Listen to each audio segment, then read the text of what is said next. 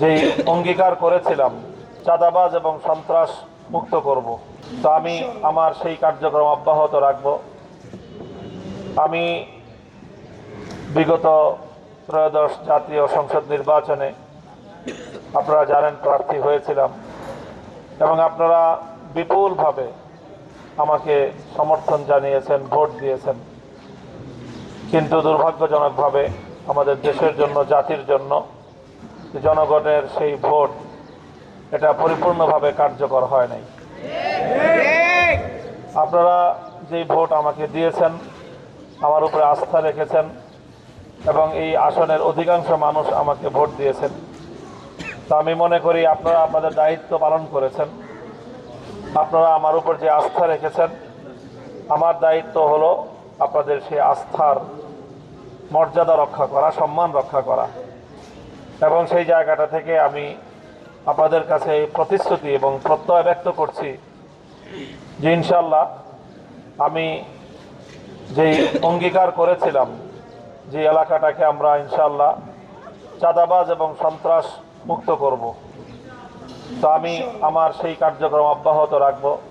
চাঁদাবাজি এবং সন্ত্রাসের বিরুদ্ধে আমাদের কার্যক্রম অব্যাহত থাকবে। আমরা চাঁদাবাজি এবং সন্ত্রাসের বিরুদ্ধে গণপ্রতিরোধ গড়ে তুলব ইনশাআল্লাহ।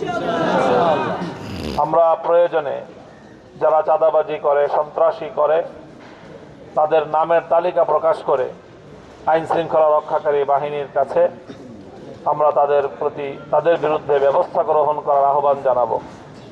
যদি আইন শৃঙ্খলা রক্ষাকারী বাহিনী কোনো গড়িমসি করে, তাহলে আমরা জনগণকে সাথে নিয়ে চাঁদাবাজি এবং সন্ত্রাসের বিরুদ্ধে আমরা গণপ্রতিরোধ গড়ে তুলব ইনশাআল্লাহ। সেই সাথে আমার আরেকটা গুরুত্বপূর্ণ আমার অঙ্গীকার ছিল মাদকের বিরুদ্ধে। আমাদের মায়েদের সন্তানদেরকে ধ্বংসের পথে নিয়ে যায় মাদক। সমাজের কিছু স্বার্থান্বেষী লোক, তারা নিজেরা কিছু টাকা পয়সা উপার্জন করার হীন স্বার্থে আমাদের ভবিষ্যৎ প্রজন্ম, আমাদের সন্তানদেরকে অন্ধকার জগতের দিকে তারা ঠেলে দেয়। তো যে সকল মায়েদের সন্তানদেরকে এই মাদকের করাল গ্রাস ধ্বংসের দিকে ঠেলে দেয়, সেই মা বুঝতে পারে যে একটা সন্তান অন্ধকার পথের দিকে যাওয়া একজন মায়ের জন্য কতটা কষ্টের। আমরা কথা দিয়েছিলাম যে আমার মায়েদের চোখের সেই অশ্রু আমরা মুছে দিব। আমাদের কোনো সন্তানকে যেন মাদক কারবারিরা তারা অন্ধকার পথে ঠেলে দিতে না পারে। এই মাদকের সাম্রাজ্যের বিরুদ্ধে আমরা ইনশাআল্লাহ গণপ্রতিরোধ গড়ে তুলব।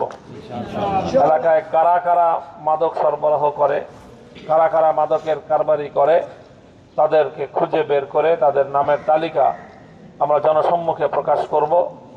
এবং যদি প্রশাসন ব্যবস্থা না নেয়, সেক্ষেত্রে আমরা জনগণকে সাথে নিয়েই মাদকের বিরুদ্ধে আমরা সামাজিক আন্দোলন এবং গণপ্রতিরোধ গড়ে তুলব ইনশাআল্লাহ। এবং আমরা আমাদের পক্ষ থেকে আপনাদেরকে রমজান উপলক্ষে সামান্য যে উপহার বিতরণের ব্যবস্থা করেছি, আমরা এটার শৃঙ্খলা রক্ষা করার জন্য আপনাদের কাছে আমরা টোকেন পৌঁছে দিয়েছি।